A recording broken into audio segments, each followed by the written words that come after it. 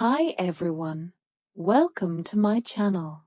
This video will help you improve your English listening and speaking skills. Before listening to my story, please subscribe to this channel and like the video. Now, let's listen to this beautiful story with subtitles. Chapter 1: The Beginning of Love. My name is Mira, and this is my story. I grew up in a small town where everyone knew each other. My parents were kind and hardworking. Life was simple, and I was a quiet, shy girl who loved to read books and sit by the river near our house. I never thought much about love. I believed it would come one day, but I never expected it to change my life so much. I was 23 when I met Arif. It was a rainy afternoon. I had gone to the small library near the market to return a book. The streets were wet, and I was holding my umbrella, carefully stepping over puddles. As I entered the library, I saw him, Arif, standing near the shelves, looking through some books. He looked up and smiled. That smile stayed with me. He was tall, with gentle eyes and a calm voice. He asked me about the book I was returning. I told him it was a love story. He laughed softly and said, "Maybe you can tell me if it's worth reading." That small conversation turned into more. Every time I visited the library, he was there. We would talk, laugh, and slowly, I started looking forward to seeing him. One day, he asked if I would like to have tea with him. I was nervous, but I said yes. We sat at a small tea stall near the library. The rain was falling lightly, and the air smelled fresh. Arif talked about his dreams. He was an architect. He wanted to build beautiful homes, places where people could feel happy and safe. I listened quietly, feeling something new grow inside my heart. Days turned into weeks, and weeks into months. Arif and I started spending more time together. We went for long walks, talked for hours, and shared our hopes. He was kind, patient, and made me feel special. I had never felt this way before. One evening, as the sun was setting, Arif held my hand and said, "Mira, I want to build my life with you. Will you marry me?" Tears came to my eyes. I smiled and said yes. Our wedding was simple but beautiful. It was held in a small garden with close family and friends. I wore a light pink saree, and Arif looked handsome in a cream-colored kurta. We promised to love and support each other, no matter what. After the wedding, we moved into a small apartment in the city. It wasn't big, but it was ours. Arif worked hard at his job, and I started teaching little kids at a nearby school. Life was peaceful and happy. A year later, our son, Rohan, was born. The first time I held him in my arms, I cried. He was so small, so soft, and so perfect. Arif stood beside me, smiling with tears in his eyes. "He looks like you," he said. We named him Rohan because it meant ascending or to grow. And from that moment, our life changed completely. Rohan brought so much joy into our home. He would giggle and laugh at the smallest things. Ariv would play with him every evening, making him fly like an airplane or bounce like a ball. I would watch them and feel my heart fill with love. As Rohan grew, so did our dreams.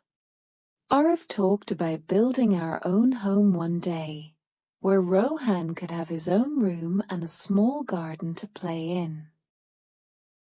We made small savings, cut down extra expenses, and slowly we were getting closer to that dream. Rohan started school, and I still remember his first day. He wore a blue shirt and grey pants. He held my hand tightly, not wanting to let go. I bent down and said, "You are brave, my little hero. I'll be right here when you come back." He gave me a nervous smile and walked into the classroom. Time passed quickly. Rohan was now in 7th grade, and Ariv had become successful at work. He worked long hours but always made time for us. On weekends, we would go to the park or watch movies at home. We didn't need much. We had love. But life has a strange way of testing you. One cold winter morning, Ariv left for work as usual. He kissed my forehead and said, "Take care, Mira. I'll see you in the evening." Rohan waved goodbye and ran to catch the school bus. That evening, Ariv never came back. I waited and waited. The clock kept ticking. I called his phone, but there was no answer. Hours passed, and fear started to grow in my heart. Then the doorbell rang. 2 policemen were standing there. One of them spoke softly. "Are you Mrs. Mira Sharma?" I nodded, my hands shaking. "There's been an accident. Your husband, he didn't survive." I felt the ground disappear beneath me. My knees gave way, and I fell to the floor. I couldn't breathe. I couldn't believe it. Ariv, my Ariv, was gone. The days after his death were a blur. There were tears, silence, and pain. Rohan kept asking, "Where is Pippa?" I didn't know how to answer him. How do you tell a child that his father will never come back? I tried to be strong, but inside, I was breaking. Every corner of our home reminded me of him. His shoes near the door, his favorite mug in the kitchen, the chair where he used to sit. It was all still there, but he wasn't. Rohan stopped smiling. He became quiet and withdrawn. I wanted to hold him and take away his pain, but I didn't even know how to handle my own. Friends and family visited for a few days, but slowly they went back to their lives. And I was left alone, with my son and my grief. There were bills to pay, meals to cook, homework to help with, and a heart that refused to heal. I went back to work, not because I wanted to, but because I had to. We needed money. We needed to survive. Every morning, I would wake up, look at Rohan, and tell myself, I have to keep going for him. That was the start of a new chapter in my life, a chapter of pain, struggle, and survival. I didn't know what the future held.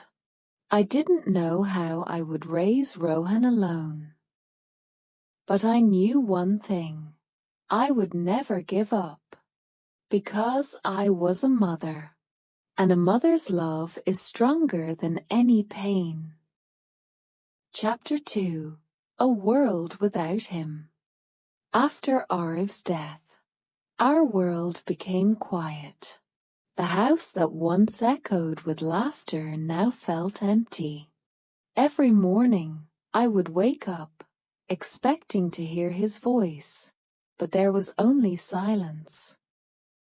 The silence was the loudest in the evenings, when Arif used to come home, take off his shoes, and hug Rohan tightly.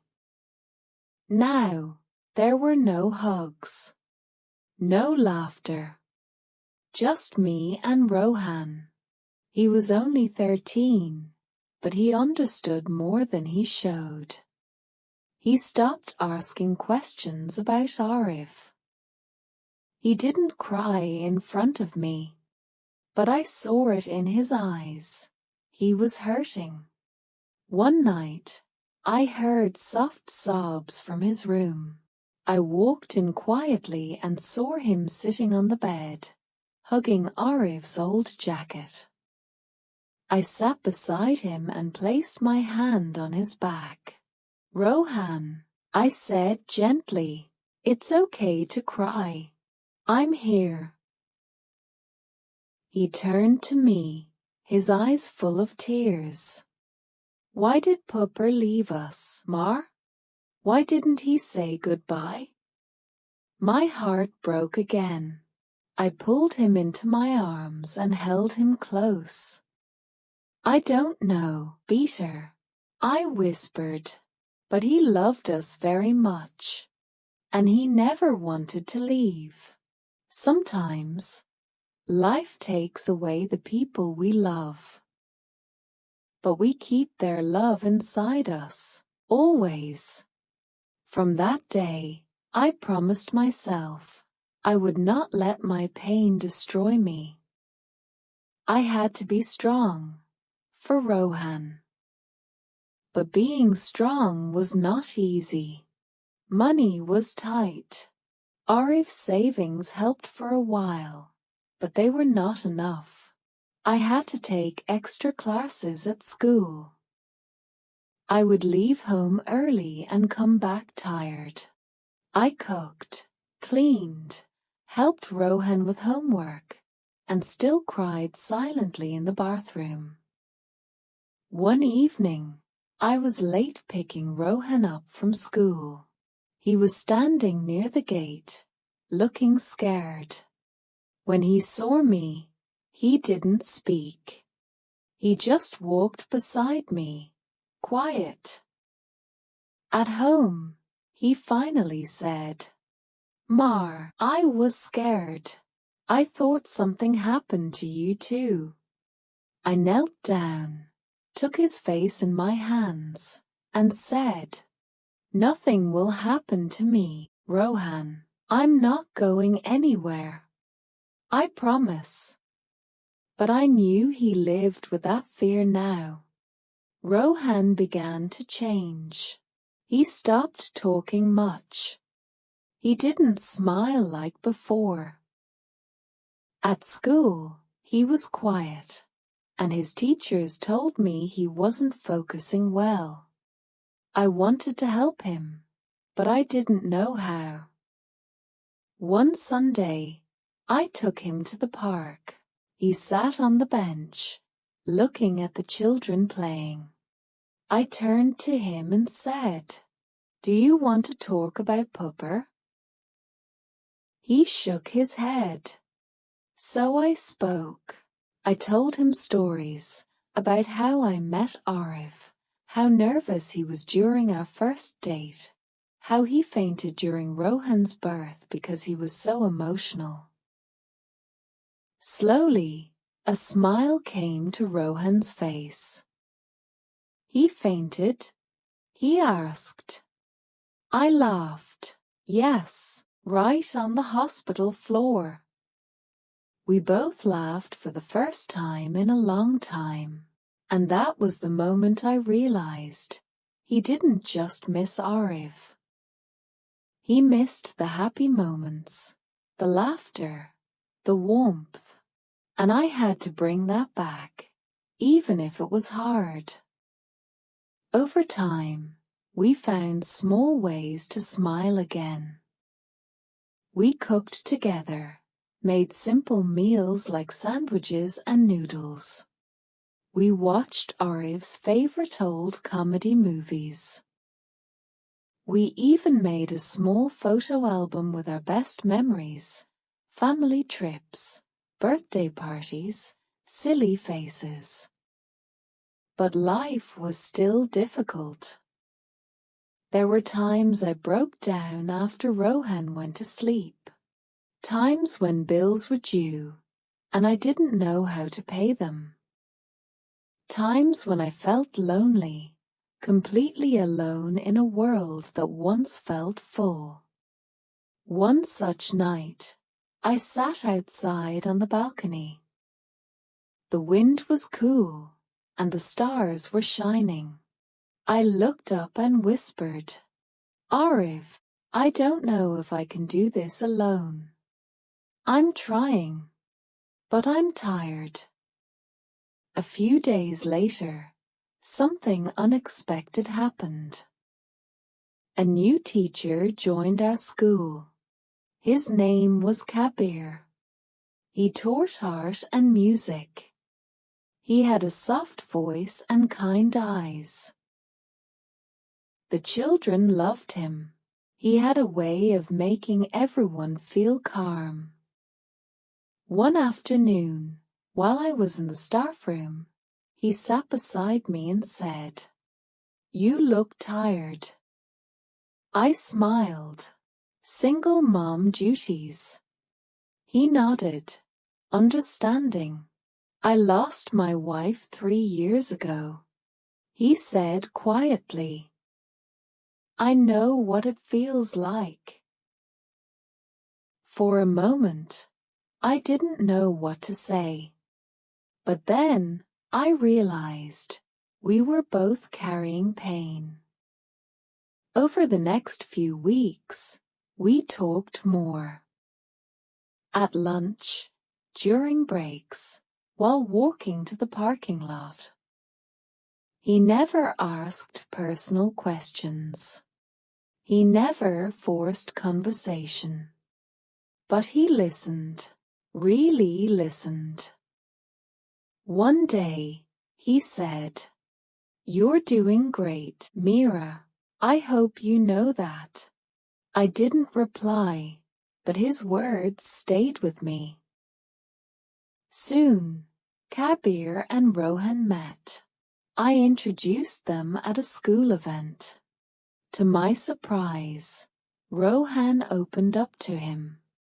Kabir showed him how to play the guitar, and Rohan picked it up quickly. At home, Rohan began to smile more. He talked about music, about songs he wanted to learn. I saw the spark returning in his eyes. And slowly, something changed in me too. I found myself laughing at Kabir's jokes. I looked forward to our small chats. He never made me feel weak. In fact, he made me feel like I could breathe again. One evening, Kabir invited us to a small musical evening. He played the guitar, and Rohan sang a song. I stood in the crowd, tears in my eyes. My boy was smiling. My heart felt full. After the event, Kabir walked up to me and said, You've raised a wonderful son. I looked at him, and for the first time in a long time, I felt something warm inside me. Something like hope. Chapter 3. A New Light. Time moved slowly, like a river after a storm. Gentle, quiet, but still flowing. It had been a year since Ariv left us. The pain hadn't gone, but it had changed. It was softer now, like an old scar that still hurt when touched but didn't bleed anymore. Rohan was growing fast. He was now taller, his voice slightly deeper, but his heart, his heart was still my little boy's. He still missed his father. Some nights, I would find him staring at the stars, whispering things I couldn't hear. I never interrupted. I just watched from the doorway, my heart heavy but proud of how brave he was. We were no longer just surviving. We were slowly living again. Kabir had become a part of our lives, gently and patiently. He never rushed anything, never tried to fill Ariv's place. Instead, he respected the space Ariv held in our hearts. And maybe that's why, over time, Rohan started looking forward to the weekends when we would all go for walks, visit bookshops, or just sit at a quiet cafe and talk about life. One evening, after dinner, Rohan and I were doing the dishes together. He was humming a song Kabir had taught him. I dried my hands and asked, "You like spending time with Kabir, uncle, don't you?" He nodded. "He's kind, and he listens to me, like Pupper used to." That made my eyes fill with tears, but I quickly turned away. "I'm glad you feel that way." He looked at me seriously and asked, "Mar, do you like him?" I wasn't expecting that question. I turned to look at my son, my brave, sweet boy. "I do," I said softly, "but I worry. I don't want you to feel like I'm trying to replace Pupper." Rohan put his small hand on mine. "No one can replace Pupper. But, it's okay to love again. Mar, you don't have to be alone." I couldn't stop my tears then. I pulled him into a hug and held him for a long time. That night, I sat on the balcony again. The stars were out, just like the night I had spoken to Ariv after he passed. I looked up and whispered, "Did you hear him? Our little boy, he's not so little anymore. He's giving me strength now." The days grew warmer. Spring came with blooming flowers and soft breezes. Life was beginning to feel gentle again. One Sunday, Kabir invited us to a small hill town for a short weekend trip. I was nervous at first, but Rohan was excited. "We need a break, Mar," he said. So we packed our bags and went. The town was quiet, with narrow roads and green trees all around. The air was fresh, and there was peace in every corner. We stayed at a small guest house, with simple rooms and big windows that opened to the hills. On the second day, we went for a walk through a forest trail. Birds were singing, and the sunlight came through the trees in golden lines. Kabir walked beside me while Rohan ran ahead, chasing butterflies and picking wildflowers. We stopped at a small clearing where there was a wooden bench. Kabir and I sat down. Rohan was a little ahead, playing quietly. Kabir looked at me and said gently, "Mira, I want to say something." I looked at him, heart beating fast. He continued, "I never believed I could feel something again after losing my wife. But you and Rohan, you brought light back into my life. I know Arif will always be a part of you, and I respect that. I don't want to replace him. I only want to be a part of your life, in any way you're ready for." Tears rolled down my cheeks, not from sadness, but from something deeper, gratitude, hope, and love.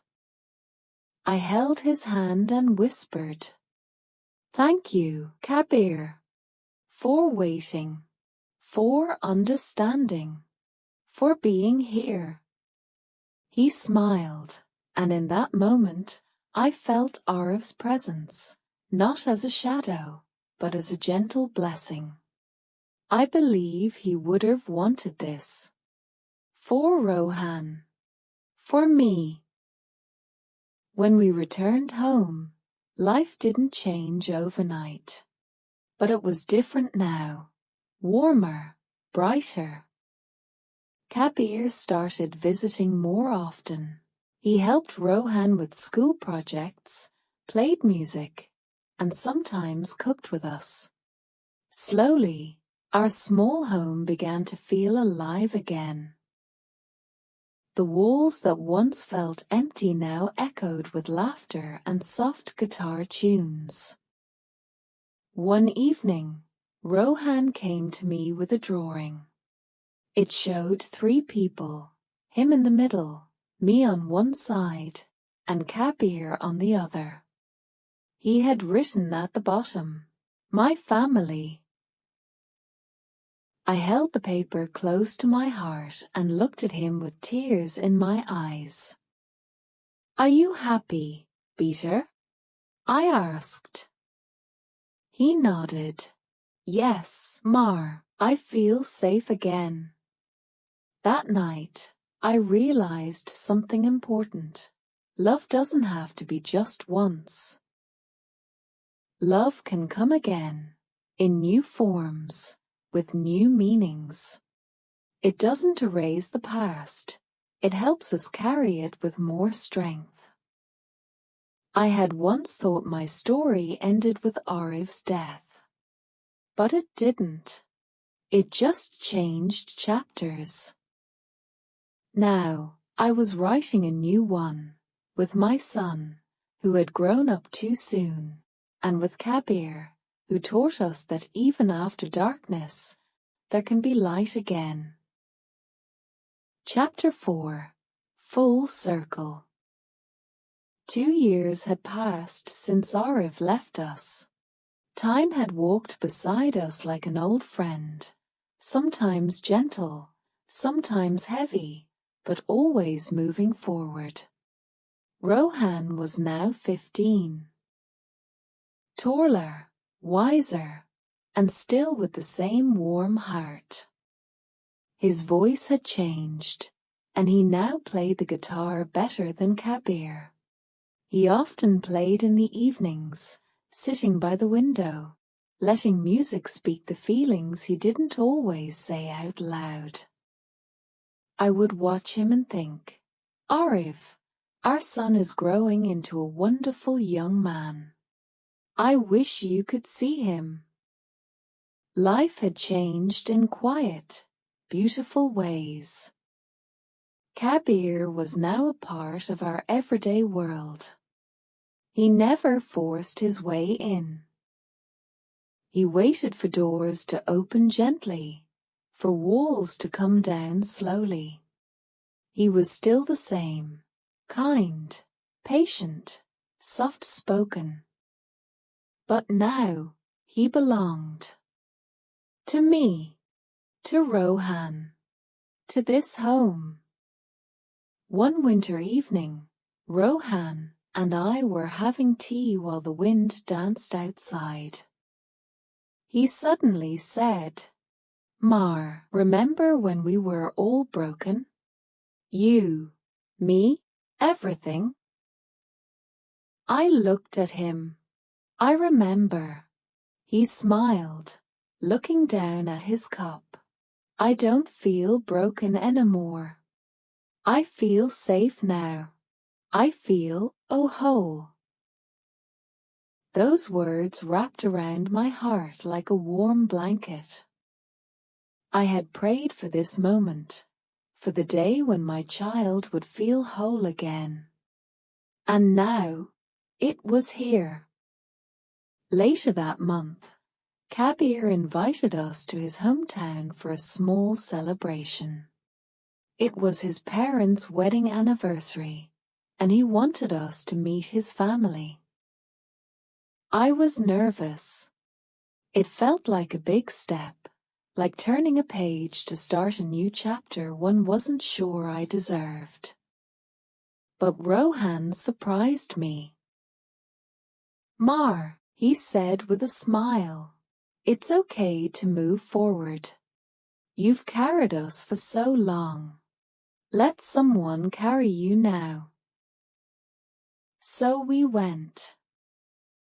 Kabir's hometown was peaceful, surrounded by hills and little lakes. His family welcomed us with open arms. His mother hugged me like she'd known me forever. His father talked to Rohan like he was already his grandson. During the evening celebration, Kabir stood up to give a short speech. He thanked his parents for showing him what love looked like, even after all the storms.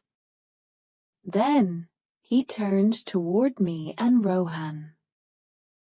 "I lost a part of myself when I lost my wife," he said, "but Mira and Rohan showed me that love can come again, not to replace the old love, but to remind us that our hearts still have room to grow." He walked up to me, holding a small box. I gasped softly. He knelt down, not in a grand, dramatic way, but in a quiet, respectful one. The room fell silent. "Mira," he said, "I know love comes with wounds. And I know your heart still carries pieces of someone who meant the world to you. But if there's a little space in your heart, I would be honored to share it. Will you marry me?" I looked at Rohan. He gave me a smile and the tiniest nod. I turned to Kabir, tears in my eyes, and whispered, "Yes." The room burst into applause. Kabir stood and hugged me gently. Rohan ran into our arms, and for the first time in a very long time, I felt light. I felt peace. We came home, and life slowly adjusted again.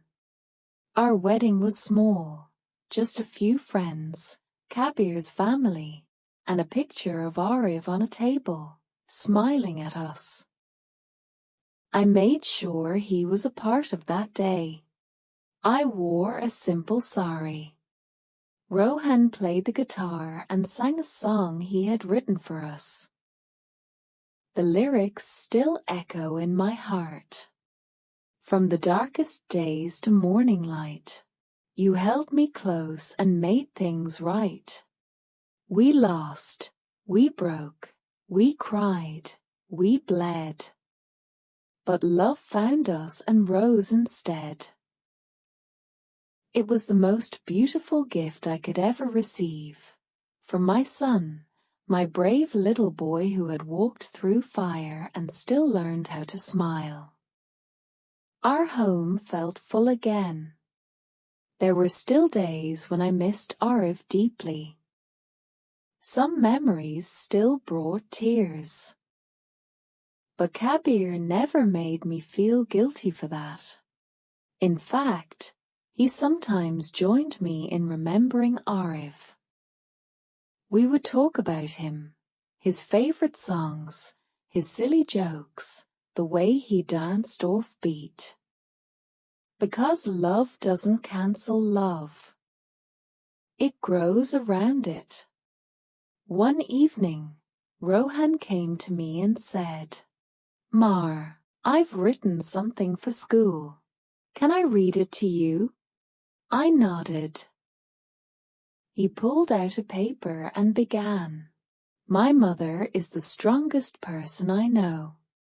When the world broke her, she didn't let it break me. She cried when I wasn't looking and smiled when I needed hope. She walked alone so I could walk safely. And when love knocked again, she opened the door, not just for herself, but for me too. My mother didn't just survive. She rose. I couldn't speak. I just held him, silently, with tears streaming down my face. We had made it. From a broken past, we had built something new. Not perfect, not without scars, but real and full of love. And in that love, we found our home again. Subscribe to this channel to hear more stories like this. Thank you for watching. See you with another beautiful story like this.